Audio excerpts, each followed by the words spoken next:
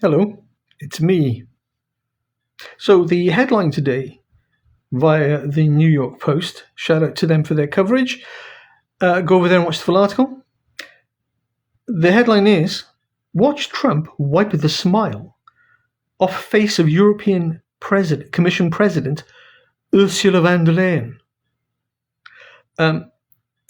Yeah, I'm here for this all day long. Being, a European.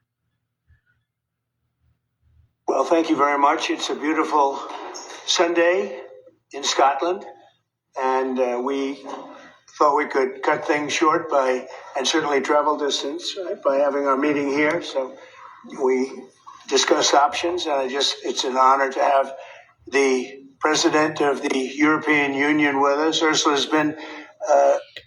Watching Trump do politicking,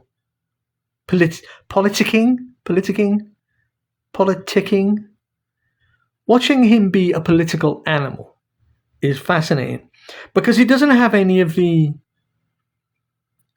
subtleties of the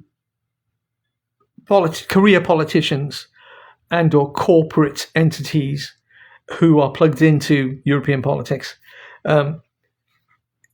That they have. He doesn't have any of those subtleties. He does, however, have a way about him, but it's much more transparent to see how he will, frankly, gush. It's great to be here. He's got great people around him. We're doing great deals. However, you're a dick. That's what I like about Donald Trump. He gets the nice out of the way and he sticks the knife in if it benefits him and the US. And I think that's quite refreshing. He's being honest. And there's not enough of it. Mainly because most of the political figures in positions of power and influence are all affiliated to the WEF and the WHO. And they're all sort of members of the same club in that regard. And so there's no disagreement. Everyone's on the same page, even though they might hate each other. Let's crack on.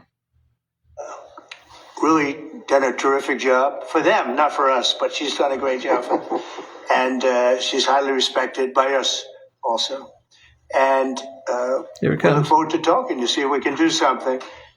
We've had a very good relationship over the years, but it's been a very one-sided transaction, very unfair to the United States. And I think both sides want to see a bit fairness, but it's been a very, very one-sided They literally deal, just don't know what to do and with it shouldn't themselves. be.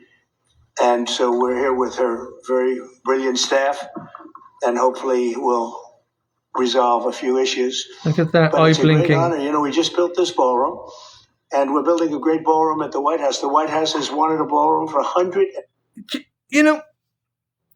And this is the other thing. And Trump's been in power a while now. We've watched him speak and opine on things every day. But despite all his faults, he's still very natural. He's still a personality. That's something that is so missing from the leaders that we have here in Europe and the UK. The only thing, for instance, with Starmer, you could call a personality, is his bumbling inefficacy in nearly everything he touches.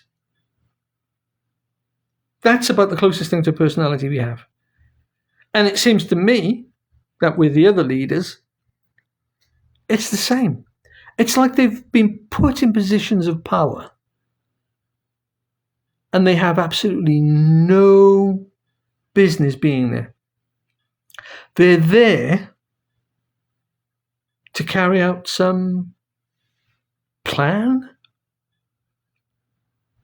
Because if you go back and you take the time out to look at politicians speaking from the 50s, 60s, and 70s, you'll see lots of personality. Whether you agree or disagree with these individuals is irrelevant. You will see lots of personality, and you will see there is an honesty of character which comes through. And when somebody is being deceitful or treacherous, for the most part, you can pick that apart. Now there's this blanket, insipid, warm, beige political landscape, and it's not serving the people of Europe or the UK, in my opinion. Hopefully, that will change. And it will change in a full and democratic fashion. I am not interested in following one, as I see it, deceitful political endeavour with another, which is kind of what we had for the last 20 years.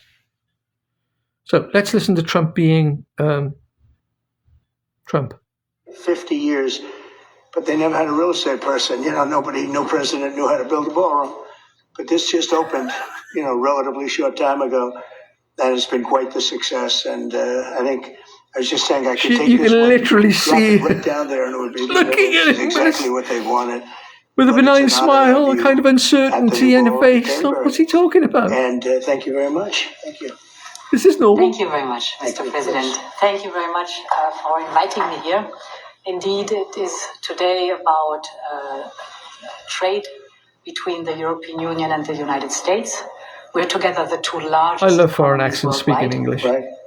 If you look at the trade volume, it's the biggest trade volume globally with $1.7 trillion among us. Can you feel the suspense? And if you look at our markets, it's a huge market, 800 million people if you take the United States and the European Union.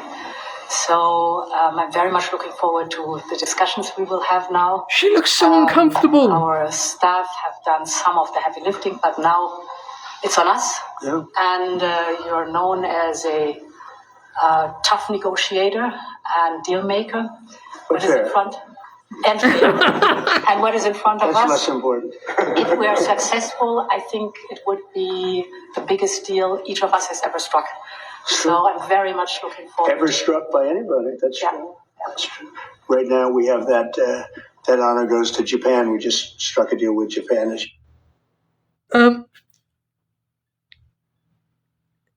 There's not much to say, is there, really? Trump has, as I say, for all his faults, he seems to have everything that he needs going forward. And I've said it before, I'm not necessarily a fan of Trump, but I do believe he is the shot in the arm America needs right now. And I also think, for the most part, that he is being of great benefit to America. This great big beautiful bill, I'm not so sure helps working class people. But I don't think Donald Trump was ever really that concerned with working class people.